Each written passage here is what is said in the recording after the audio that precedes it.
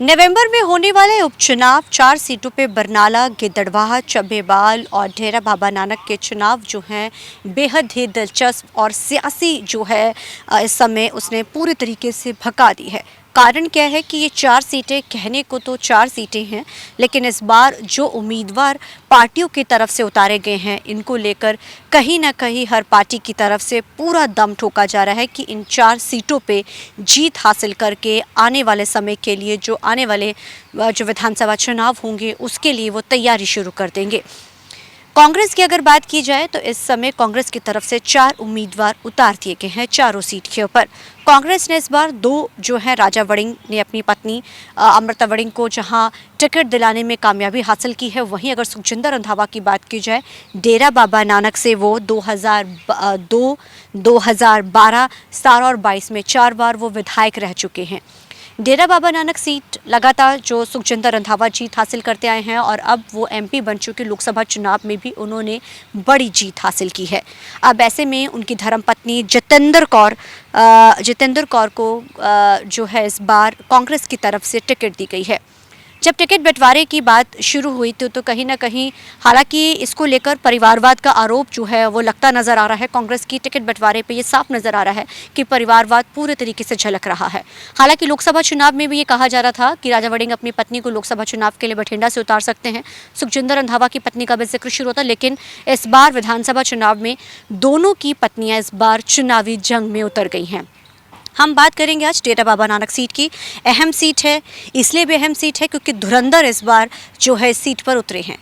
सुखजिंदर रंधावा की पत्नी की बात की जाए, हालांकि कोई खास सियासी सफर नहीं है, लेकिन जिस तरीके से उनके पति का एक बड़ा सियासी सफर रहा है, गृह मंत्री जो है कांग्रेस सरकार में रहे, हालांकि वो ज़्यादा समय तक तो नहीं रहे क्योंकि जब चरणजीत चन्नी को मुख्यमंत्री बनाया गया था उस समय उनको गृह मंत्रालय दिया गया था। लेकिन सुखजिंदर रंधावा वो हैं जो अक्सर वोकल हैं हर मुद्दे को लेकर खुल के, चाहे उनकी अपनी सरकार रही हो चाहे विरोधी की सरकार हुई, लेकिन वो हमेशा खुलकर हर मुद्दे पर बोलते आए हैं।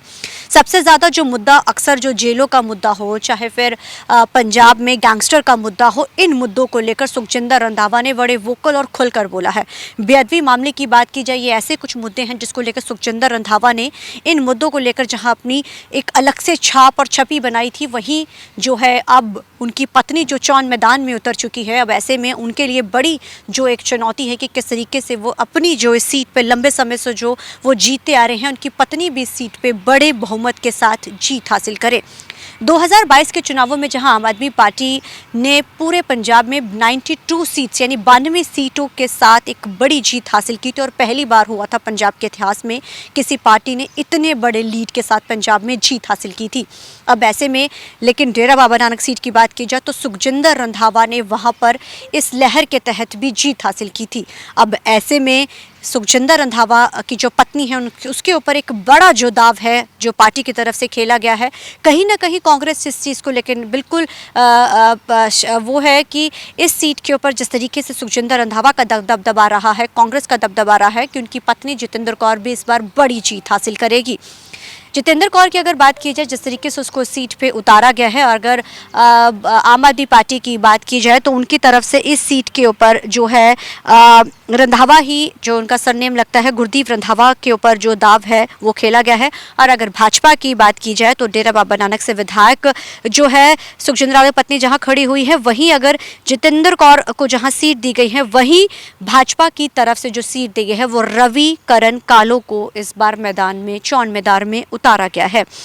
हालांकि आम आदमी पार्टी की तरफ से जहां चौन प्रचार लगातार किया जा रहा है, वहीं अगर अकाली दल की बात की जाए तो उनकी तरफ से पूरे तरीके से ये साफ कह दिया गया कि इस बार वो चौन मैदान में नहीं उतरना चाह रहे हैं। उपचुनाव ना लड़ने का उन्होंने जो ऐलान कर दिया। हालांकि एक लंबे सियासी सफ़र, एक लंबे अरसे के बाद, क्योंकि ये पहली बार होने जा रहा है, तकरीबन 30-32 साल में पहली बार है कि अकाली दल जो है किसी चुनाव से बिल्कुल बैकस्टेप हुई है, मना किया, चाहे उन्होंने हवाला किसी भी चीज़ का दिया हो, लेकिन इसको लेकर भी कई सवाल जो हैं वो लगातार अब खड़े हो रहे हैं। लेकिन अब देखना बड़ा अहम रहेगा कि जो डेरा बाबा नानक सीट है जिसपे कांग्रेस अपना गढ़ जिसको कहती आई है, सुखजिंदर रंधावा एक वेव के चलते भी जीत हासिल की थी, क्या अब जो लंबे समय से 2.5 साल से वो सरकार, हालांकि वो विधायक रहे हैं, जिस तरीके से वो सवाल जो अक्सर खड़े करते रहे हैं, अब ऐसे में क्या वो दोबारा से इस सीट पे उनकी पत्नी काबिज हो पाएगी, ये सीट उनको जा पाएगी? क्योंकि जो विरोधी आम आदमी पार्टी में जो उम्मीदवार हैं, चाहे भाजपा के उम्मीदवार हैं, क्योंकि आम आदमी पार्टी के जो उम्मीदवार वो कह रहे हैं हमने 2.5 साल में जो काम किया है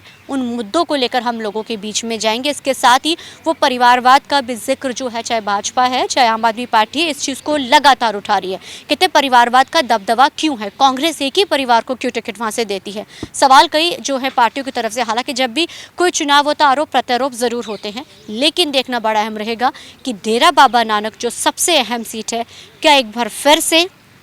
कांग्रेस सीट पे जीत हासिल कर पाती है? क्या भाजपा अपना खाता खोल पाती है इस सीट पे, या आम आदमी पार्टी इस सीट को इस बार वो जीत हासिल कर पाएगी? देखना बड़ा अहम रहेगा। कैमरामैन अलजिंदर के साथ चंडीगढ़ से TV9 के लिए अमनप्रीत कौर।